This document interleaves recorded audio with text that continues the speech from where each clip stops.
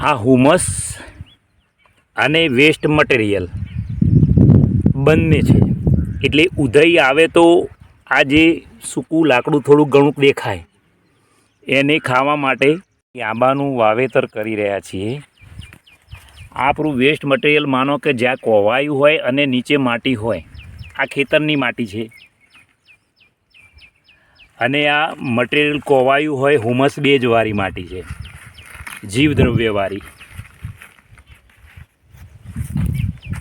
અને અહીં જે માટીના પિંડ છે એને અમે 10 પાણી અર્કની ટ્રીટમેન્ટ પણ આપેલી છે.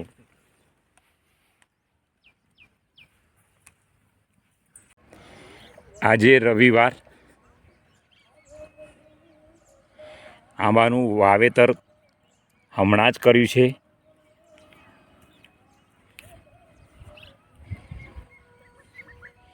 આ બીજામૃત બનાવ્યું છે, એને 1 દિવસ થઈ ગયેલો છે.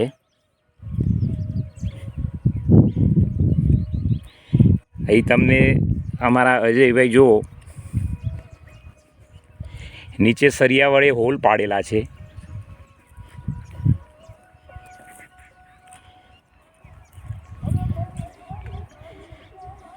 અને બીજામૃતનું ડ્રેન્ચિંગ કરે છે.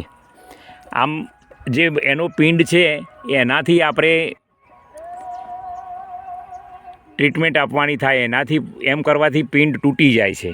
એટલે વાવણી બાદ આ 4 હોલ પાડેલા છે આજુબાજુ, અને થોડુંક બીજામૃત આપવામાં આવે છે, જેથી રૂટ ઝોનની બાહ્ય સપાટી તરફ કેલ્શિયમયુક્ત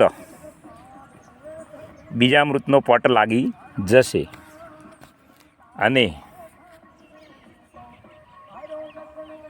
મૂળ ફોડવા માટેનું ઉત્તમ કામ કરશે.